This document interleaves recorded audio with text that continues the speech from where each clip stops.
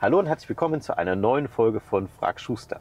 Wir haben schon wieder ganz viele E-Mails von euch bekommen, wie denn eigentlich bei dem neuen Mazda Hybrid-Navigationssystem die Kartenupdates funktionieren. Und wir nutzen heute mal das schlechte Wetter, um euch da ein kleines Video zu erstellen, damit ihr wisst, wie das Ganze funktioniert. Und bevor ich ein bisschen in die Details gehe, möchte ich euch natürlich kurz erklären, was dieses Hybrid-Navigation eigentlich bedeutet. Vielleicht wisst ihr gar nicht, ob ihr das besitzt. Grundsätzlich kann man übrigens relativ einfach herausfinden, ob man so ein System hat oder nicht. Denn alle Fahrzeuge, die die sogenannte Alexa-Sprachsteuerung besitzen, haben auch schon das neue Hybrid-Navigationssystem. So, und das ist jetzt der Vorteil. Was ist das Besondere an diesem Navigationssystem? Hybrid heißt deshalb, weil es eben eine Mischung aus zwei verschiedenen Systemen ist. Einmal ein fest integriertes Kartenmaterial auf einer internen SD-Karte, die man regelmäßig updaten kann, so wie ihr das auch bei den älteren Navigationssystemen gewöhnt seid. Aber noch eine zweite, sehr wichtige Funktion: Das System ist nun imstande, regelmäßig auch sich aktuelles Kartenmaterial, man sagt englisch over the air, also nichts anderes als übers Internet, herunterzuladen, sodass ihr ohne irgendwelches Zutun von euch immer aktuellstes Kartenmaterial auf eurem Fahrzeug habt. Also eine super bequeme und angenehme Sache. Und ich zeige euch jetzt einfach mal, was man dazu tun muss oder wie das System funktioniert. Und das führt mich im Endeffekt auch schon zum ersten Punkt. Das ist grundsätzlich alles schon vorbereitet, aber es gibt eine ganz, ganz wichtige Voraussetzung, dass das im Auto funktioniert. Und das ist, dass ihr dem Auto so eine Art Datenverbindung zur Verfügung stellt. Und das gibt zwei Wege dafür. Die bequemste und einfachste Art ist, das Auto mit der kostenlosen MyMazda-App zu verbinden. Das ist sowieso empfehlenswert, weil ihr da Zugriff auf ganz verschiedene Funktionen von eurem Auto besitzt. Und dann wird eben auch zwischen der App und dem Mazda-Server und eurem Fahrzeug eine Verbindung hergestellt. Das hat den großen Vorteil, wenn hier irgendwelche Datenaustausch stattfindet, dann da gibt es schon einige Megabyte oder vielleicht sogar Gigabyte, die da an Datenvolumen notwendig sind. Dann läuft das nicht über euren Datentarif, sondern über den Mazda-Server, denn hier haben wir auch eine integrierte SIM-Karte und das läuft also alles im Hintergrund dann ab. Das ist eigentlich die günstigste und empfehlenswerteste Version. Jetzt gibt es vielleicht einige unter euch, die sagen, nein, möchte ich nicht aus irgendwelchen Gründen. Dann könnt ihr natürlich hier auch einen Hotspot aufmachen. Das heißt also, ihr gebt dem Fahrzeug über euer Smartphone eine Internetverbindung, dann würde das ganz genauso funktionieren. Wir haben das übrigens in Kombination mit Alexa schon mal euch gezeigt, wie man das einrichten kann. Es ist im Prinzip fast genau das gleiche wie bei Alexa-Einrichtung. Und wenn ihr das befolgt, wird es auch bei euch funktionieren. Verlinke ich euch einfach mal das Video da oben. Und grundsätzlich gibt es auch schon von Mazda eine schöne Anleitung, wie man diese MyMazda-App mit dem Auto verbinden kann. Die schreibe ich euch unten mal in die Videobeschreibung, falls euer Auto noch nicht mit der MyMazda-App verbunden ist. So, wir gehen jetzt einfach mal davon aus, dass das also schon erledigt ist. Und dann geht bitte mal mit mir jetzt zusammen ins Auto und wir prüfen mal, ob denn diese Funktion, dass sich die Karten automatisch aktualisieren, auch wirklich aktiviert ist. Dazu gehen wir hier in das Mazda Connect System rein. Bitte geht in den Menüpunkt Navigation. Nun drückt den Mazda Multi-Commander einfach nach unten, um ins Menü reinzukommen. Und hier unten gibt es einen Menüpunkt, der nennt sich Navigationseinstellungen. So, und dann bitte ganz nach unten. Und ihr seht es schon, vernetzte Dienstleistungen. Normalerweise, in den meisten Umständen, ist das standardmäßig schon aktiviert, außer ihr habt bestimmte datenschutzrechtliche Sachen nicht aktiviert. Hier einfach dann bitte den Haken setzen. Das ist mal ganz wichtig. Dann kommt ihr nämlich hier zu dieser Standortfreigabefrage, die eigentlich meistens auch ganz am Anfang vom Fahrzeug stattkommt, wenn man das Auto ganz neu bekommen hat. Und hier müsst ihr dann bitte eben auch zustimmen. Ja, bitte aktivieren. Wenn ihr das eben nicht macht, wird es auch nicht funktionieren. Jetzt gibt es vielleicht einige Zuschauer unter euch, die sagen, hey, ich habe auch diese Taste, aber ich weiß, ich habe kein Alexa. Das ist grundsätzlich richtig.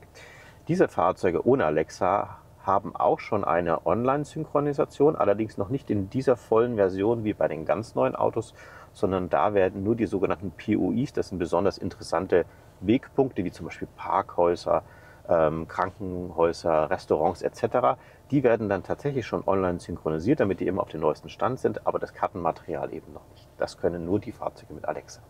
Das war es jetzt eigentlich auch schon. Das heißt, mehr müsst ihr jetzt nicht machen.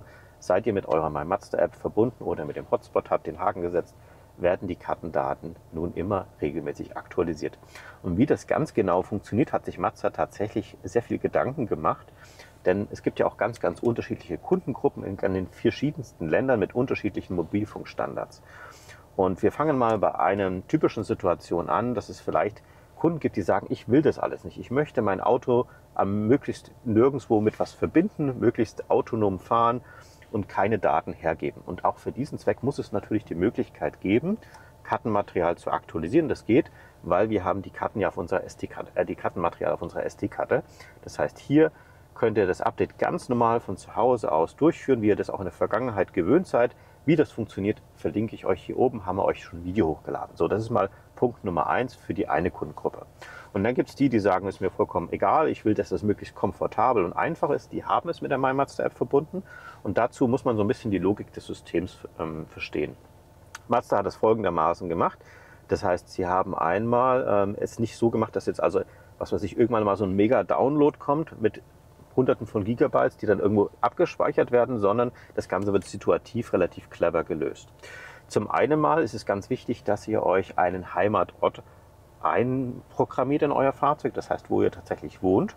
Und um diesen Heimatort wird dann eine 20 mal 20 Kilometer Kartenausschnitt generiert, der regelmäßig abgedatet wird. Ungefähr so im Schnitt alle 3 Monate wird das System also immer wieder schauen, ob es da was Neues gibt. Das wird vollkommen unbemerkt für euch im Hintergrund immer wieder auf den neuesten Stand gebracht. Und wie ihr übrigens diesen Heimatort einprogrammieren könnt bei eurem Fahrzeug, haben wir euch auch schon ein Video hochgeladen auf YouTube, verlinke ich euch gleich mal hier an dieser Stelle. Also das ist mal ganz wichtig. Das heißt also, in einem großen Umfeld von eurem Heimatort wird immer alles auf dem aktuellsten Stand sein. Jetzt geht's weiter. Stellt euch mal folgende Situation vor. Ihr wollt zum Beispiel jetzt von Ansbach aus nach Würzburg fahren. Das macht ihr, tippt also in euer Navigationssystem Würzburg ein, Straße so und so.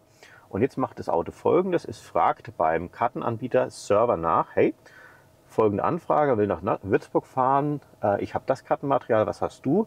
Server sagt, ich habe ein paar Generationen neuer und dann lädt er also automatisch das neueste Kartenmaterial für diese Route herunter.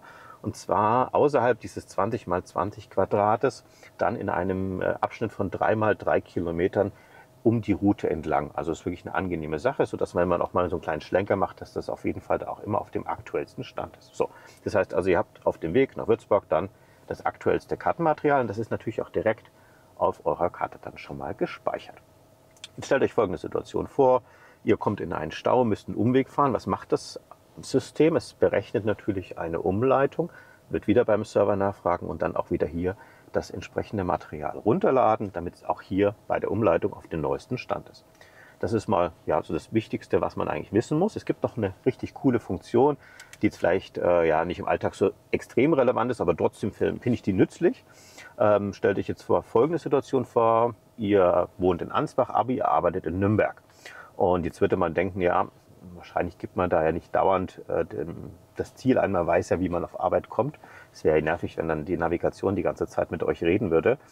Also macht das System Folgendes, es erkennt, dass ihr diese Route mehrfach fahrt und wird dann auch für diese Route, die ihr also mehrfach gefahren seid, immer wieder das neueste Kartenmaterial in kurzen Abständen herunterladen. Auch hier ungefähr im Schnitt alle 3 Monate wird es da was Neues geben, sodass ihr also auch ohne Routenplanung da auf dem neuesten Stand seid. Also wirklich ziemlich clever gemacht, finde ich persönlich. Einerseits hat man die Sicherheit, dass man auch in Ländern beispielsweise ohne Datenverbindung oder in großen und langen Tunnels Navigationssystem weiterverwenden kann. Das würde zum Beispiel eben bei Google Maps oder bei anderen Systemen nicht so gut funktionieren, wenn man dann keinerlei Datenverbindung mehr hat. Zum anderen aktualisiert sich das System ziemlich clever, ohne jetzt wirklich Tonnen von Gigabytes herunterzuladen. Und andererseits ist man natürlich dann immer auf dem aktuellsten Stand. Und jetzt fragt ihr euch vielleicht, naja, das ist ja alles schön und gut, aber wie lange ist denn das eigentlich kostenlos? Und das liegt auch so ein bisschen an einer gesetzlichen Veränderung, die Mitte 2024 in Kraft getreten ist. Das heißt, sowohl die Updates, die ihr auf die SD-Karte selber spielen könnt, als auch diese Over-the-Air-Updates sind für euch mindestens mal 7 Jahre lang kostenlos. Und wie es danach weitergeht, wissen wir im Moment auch noch nicht, weil es wirklich ein sehr neues System ist. Aber sobald wir irgendwas Neues wissen, garantiere ich euch, werden wir euch hier auf YouTube auch informieren.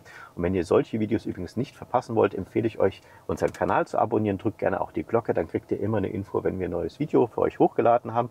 Habt ihr zu diesem Video noch irgendwelche Fragen? Schreibt es in die Kommentare rein. Wir versuchen das natürlich so schnell wie möglich zu beantworten. Hat euch das Video gefallen, freuen wir uns natürlich über ein Like von euch. Ansonsten bedanke ich mich fürs Zuschauen und wir sehen uns wieder bei der nächsten Folge von Frag Schuster.